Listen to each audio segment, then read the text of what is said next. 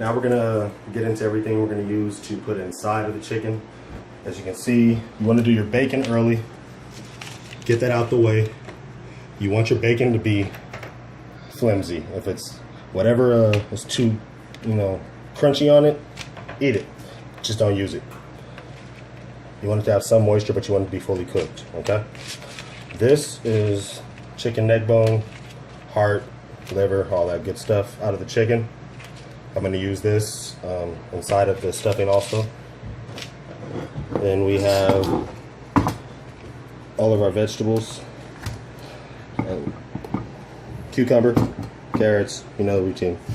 I'm not gonna use a cucumber for this. I use this as a root vegetable when we're actually cooking it. Same with the carrots. So these won't actually make it into the dish itself, but it gives the dish flavor. But we are gonna use all of our shallots, garlic, some onion, some lemon. Have your butter ready. When you're about halfway through prepping, you can turn your pan on low, we'll throw some butter in it, and we'll get started. So you don't want to cut everything too small, or you can if you're making a lot of it and it's going to be just one big mush of stuff. I'll just chop everything down into like one big slice at first.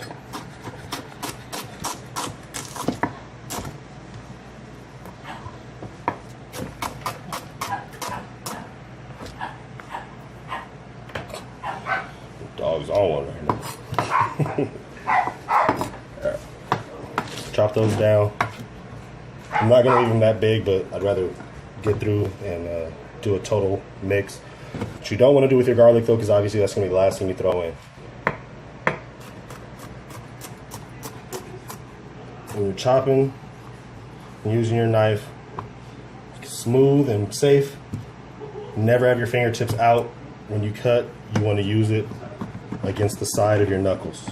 Your fingers are wrapped under, and you hold, and you go back. You'll never hit anything. Keep your thumb out the way. Okay.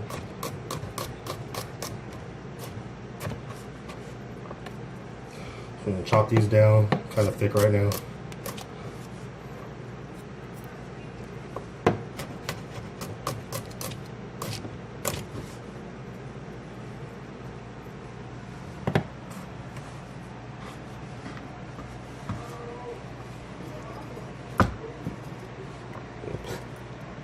Lucky for me, everybody that is eating this loves garlic, so I like garlic a lot, so I chop up a lot of it.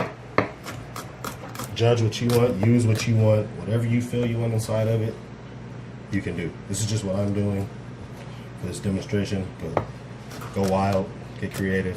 If you like it, it's usually good together. And use a different meat inside, something other than chicken. It will put it on a whole other level.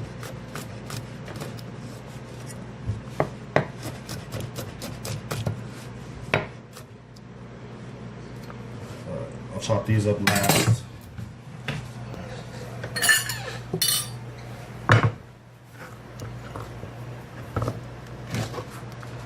Move all this out the way. And if you ever use your knife to scrape anything up, don't use the blade side, use the back side. But watch your fingers. But you can mess up your blade very easily and end up sharpening it all the time, and it sucks. Next, we're going to use some onion. I'm not going to use all this onion. We're going to use some because the shallot is part of the onion family. Sweet, less oniony, and you don't want to overdo anything. Well, this is a quick way, but I would suggest using a paring knife if you do it like this. Use a smaller knife because that is kind of really big for the job. Slice down, watch your fingers.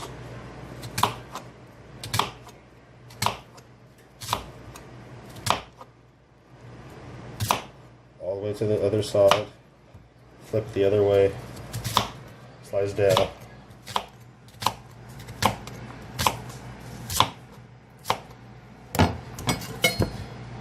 Your knife.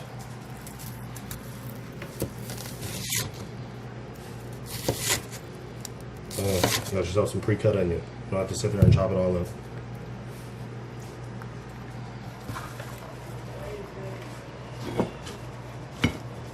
I keep things a little big because when they cook, they're going to shrink. So if you chop everything up super fine, you're gonna have mush when you're done. So you don't want to do that. So no. All right, this will be the first thing. About the time you just turn your pan on, turn your oven on. You want to use a medium, like medium flame. You don't want to be medium high. You don't want to burn this stuff up. And we'll just throw a slab of butter in there.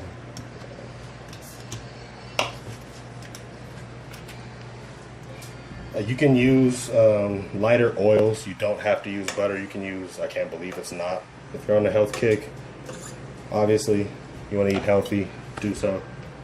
But butter's my best friend.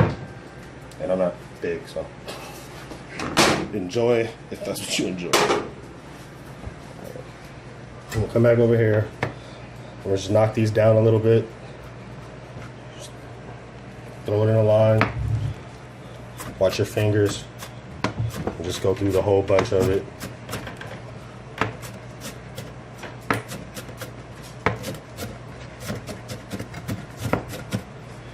Most of the time, you don't even have to really have your hand by the knife unless you're trying to shield. You know, things get messy. And put this together.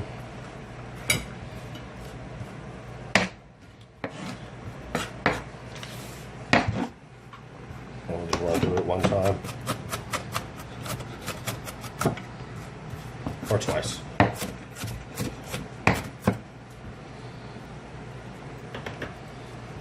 And there, as part of our stuffing. We'll go. A little sizzle on your butter. I use real butter, salt, and cream. You can use saltless, but if you're not using a real butter or the same butter, call it what it is. Use margarine, oils, spreads, whatever you want to do. Get them in there. Let them get in the butter.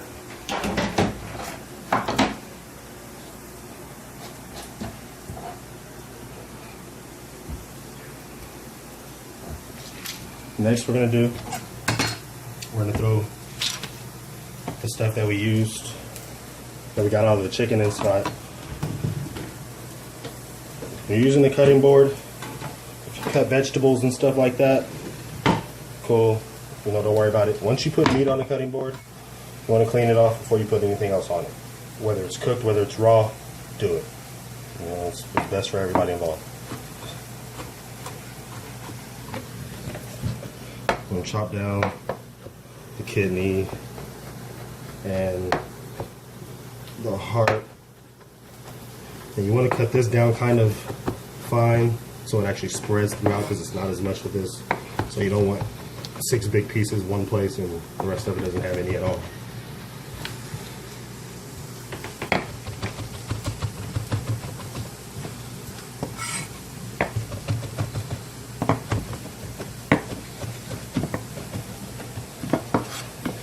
And cut at your speed, however you like, whatever's comfortable for you.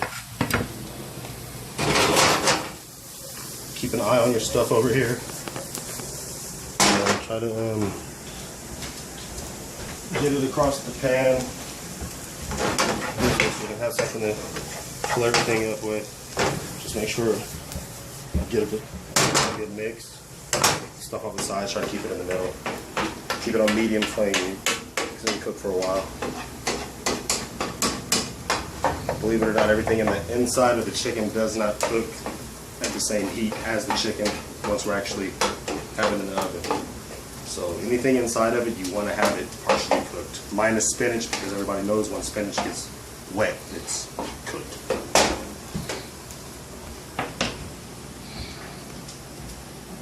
Now the neck bone, you can go through and pick it all off, but I'm not going to for time's sake. We'll suck on those, seriously. Take off the outside, the big layers of meat. Can't miss them. Make sure there's no bone pieces in what you're pulling. Just rip it right off of there.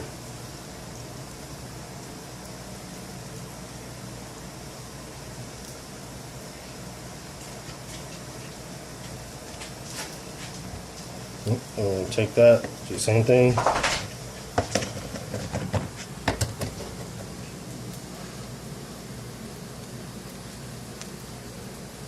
felt that. Just gonna chop it up. Mix it in here.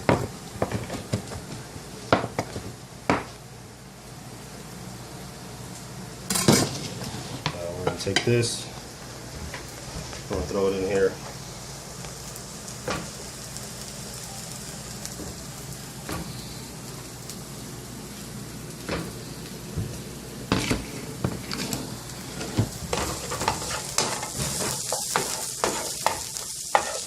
Makes everything good. I'm gonna add a dollop more of butter. One, because I like it. Two, pan's almost dry. Everything's moist, but you don't let your pan get dry. Unless you're, making a base or something, and you need the sticky stuff on the bottom, which I do not.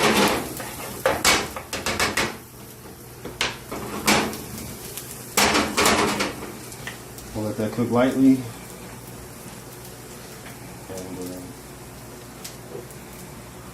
We'll come here and we'll pull out our garlic. Like I said, when you put meat on it, rinse it off.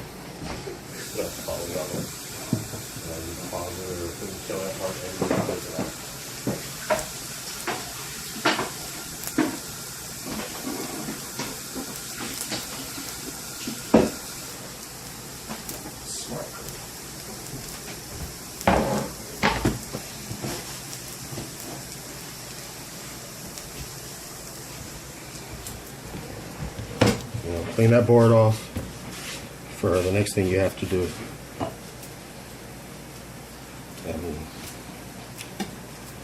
So we need to hit the garlic that we chopped earlier. Always put your garlic in last because it cooks the fastest.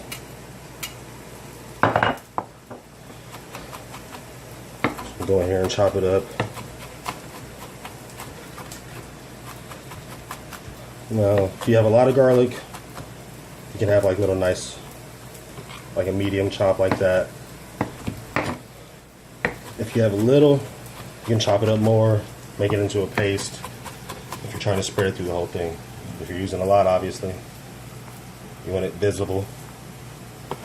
You want people to see everything that's inside of it once you slice it. It's part of the mystique.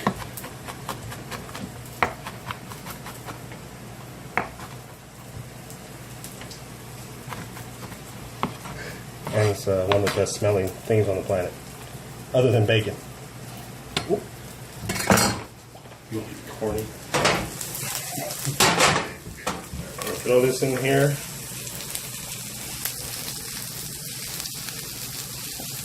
I'll let the onions glaze. It's a beautiful smell to it. These are not actually burnt. A little brown is not burnt. You know your difference. That's how you glaze things. You use the pan and deglaze it.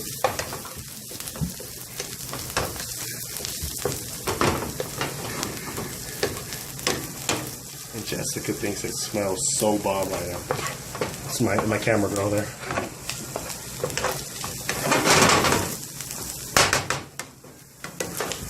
So, turn the fire off on this. And let it sit in the heat that it already has, so we don't overcook the garlic. That way it'll be nice and soft, edible once it's inside the middle. So, if you have an electric stove, move it to another burner. If you have fire, just turn it off. You can leave it on the same burner. I'm going to do something a little different. Every time you stuff a chicken or anything, you don't have to worry about cooking the inside of it, but I do. I just kind of feel a little safer, putting a little brown on the inside before I take it and stuff it.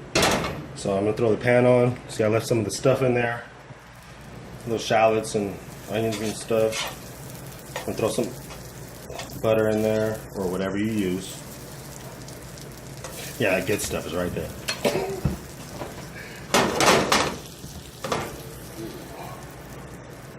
And when we're gonna put the chicken on, we're gonna throw it a little, maybe like medium high, because you don't want to keep it in too long.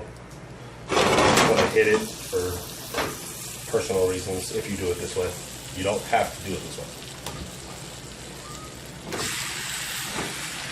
Now we're only going to stick the base of it, skin side up, in there. I'm going to turn the fire up once it's in there completely. And then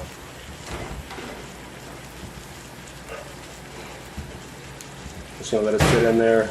You want to just kind of hit, let it get some heat. You don't have to move it around too much.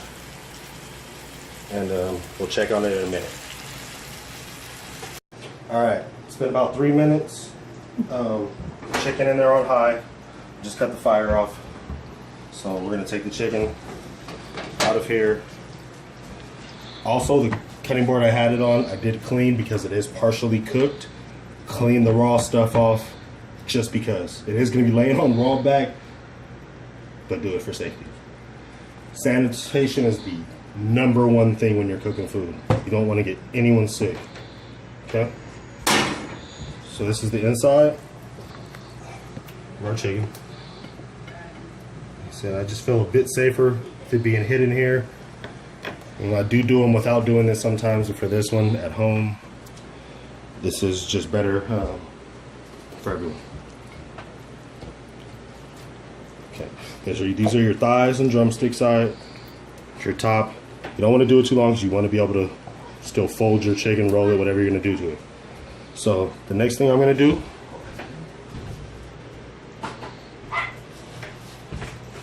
right now, I had already seasoned it with sea salt and pepper. That's what you see on top. So we're gonna do now, so I'm gonna throw the rosemary in, or on.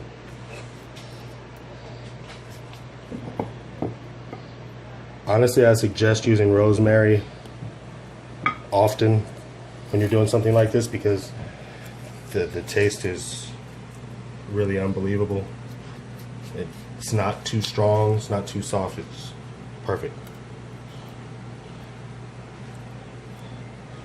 Go buy you some little plants, keep them out on your window sill or whatever. Fresh rosemary, throw it in a bag, you dry it up. Yeah, dry, crumbly stuff and you're good. So we are going to stuff this now, finally. So everything we got that we have to stuff it with. I have the spinach.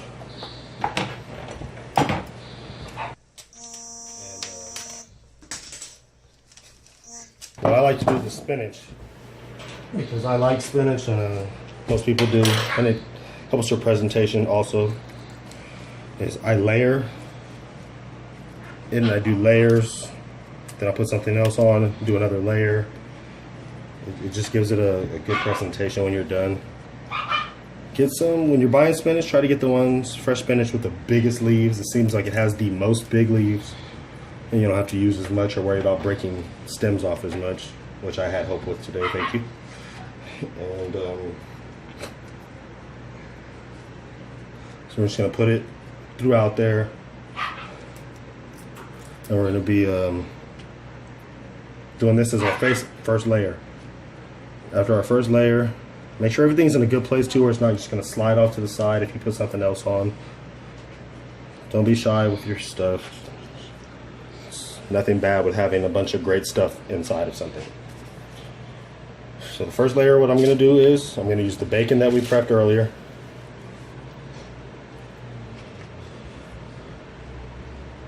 You want enough bacon to where it's gonna get through the entire thing. It doesn't have to be in every single section. You know, if you want to go and use that much, call me because I'll be there. But you can use what you have You don't have to overdo it or underdo it, but you just want it to be in every cut that you make.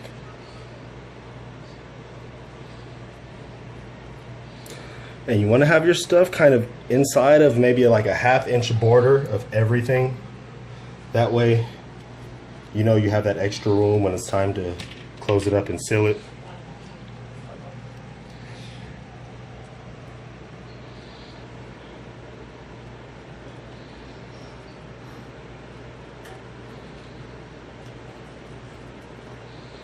Alright, so that's the first layer. So what I'm going to do now is I'm going to cover that layer in as little, as few pieces as you can. You don't want to overstuff it, and you don't want to make it a problem to put your next thing in. You just want a bit of a separation. So we're not going to use as much as we would have used the first time.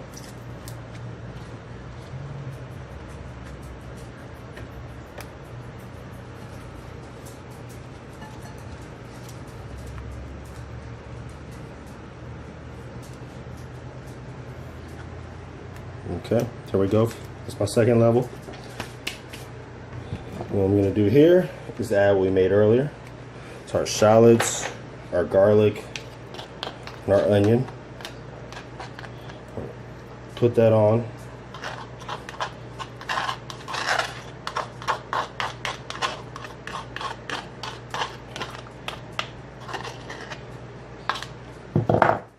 Now you want to kind of just spread it out evenly. Get it on top of your top leaves so they're stable. Just get it over everything. Be generous, you know, that's why I make things and cut things down in such big pieces. And again, it all smells so great. It does add to the essence and the presentation of the meal. So what I'm going to do now, since we got that on there, we're going to grab our cheese. If your cheese comes with a lot of big chunks, it depends on how much you like cheese, honestly. If you're trying to limit it, break it down more. Me, I'm going to leave it because this is great when it's hot and melted down. The flavor really cannot be matched. So we're going to lay that across everything on the inside. And remember, do not overstuff. Stuff for what you have. You can tell when you're putting stuff on there if you're going to be able to close it or not.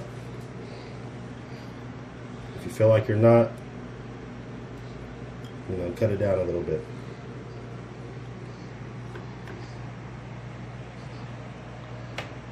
Alright, so we got it. Put it all to work.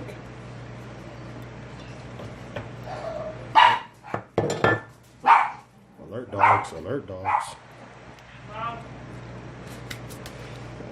So, here, you can cover it with another layer, which will hold it in. You know, it seals everything in its own thing. I don't know if I would always, but it depends on what you're doing. Right now I'm going to, just to trap that cheese inside. And it looks good when you cut it. It really does.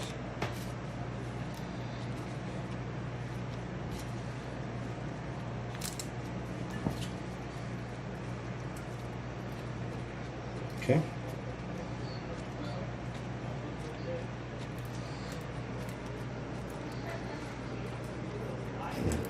I try to tighten everything up, get everything into kind of the center. Just I want to almost pack it a little bit so when you do start folding it over, it's all locked in. And next up, we will close this bad boy and get on to the next part. All right, so as you can see, it looks a little different than it did the last time you saw it, because I was kind of compiling everything. You want to take your chicken, you want to pull the skin up on both sides to make sure you can close everything off. Hence, it looks a little different. So if you want to straighten anything out or cover anything, this will be your time to do it. Don't be shy. If you're looking for overall super duper presentation, you want to go light on your ingredients because it's easier to roll up and close. Myself, I like to feed people good stuff in big amounts. So I might overdo it a little. If I have to remove anything, I will, but it's gonna work out. So you do what's best for you at that time.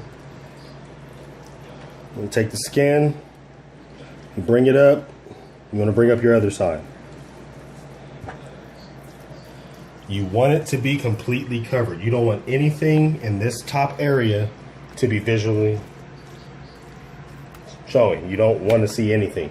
If you have a hole or something like this, that's bad. It's not going to work out in the long run. So make sure you have enough to fully cover everything. Now remember, the butt of this chicken is going to have most of the meat because of the dark meat being piled in there. So you can fit a little more up top than you can in the bottom. Don't worry about what's falling out of the sides right now, because once we start sealing it up, that's the easiest thing to stuff. So when you get it completely closed over, you want to keep it like that as much as you can. Flip it over. Don't worry about any of this. You'll see that it closes itself off when you wrap it up.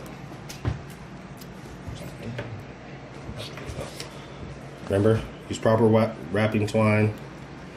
It's got to be for cooking. Don't use some, if you happen to knit stuff, don't go use your yarn. That's all pad. You want to pull out enough for the way I'm going to show you how to wrap. Take out what looks like excess, because you're really not going to use it all, but take it out. You don't want to be short.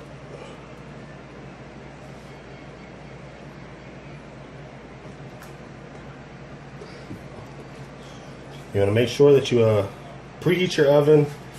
You want to do it when you very first start, or you can do it halfway through. Warm is warm. Keep it running. You'll know it's at the proper temperature. You want to preheat it to 375, and so it's ready to go. Now, with your first piece of string, one piece, one long piece, slide it underneath at the top. The first one, you're going to wrap it. Do not tie it too tight. Tie it tight enough where you know it's secure, but you don't want to strangle it. So this one, we're going to wrap a knot in.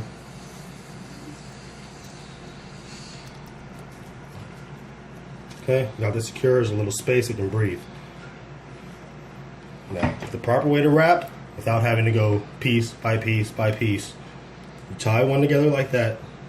Take it down a small level, find a spot, pull it to the side, and roll it under, bring it back up, and take the end, and slide it right under. This way you get the entire wrap coming downward. You only have to do one at the end instead of having to wrap over and over that way. Pull it so it's nice and snug. Try to keep them even. And you do the same thing to your next spot. When you want to straighten it out, just slide it while it's tight, and you'll get it where you want it. So you do the same thing, find a spot, and go down, wrap it around, take it under, bring it over, drop it through the loop. It's faster. You save on your twine, and it's kind of fun. Now when you get to the end, where it's all bulky, do the same thing. You start to push everything in, and get it as tight as you can.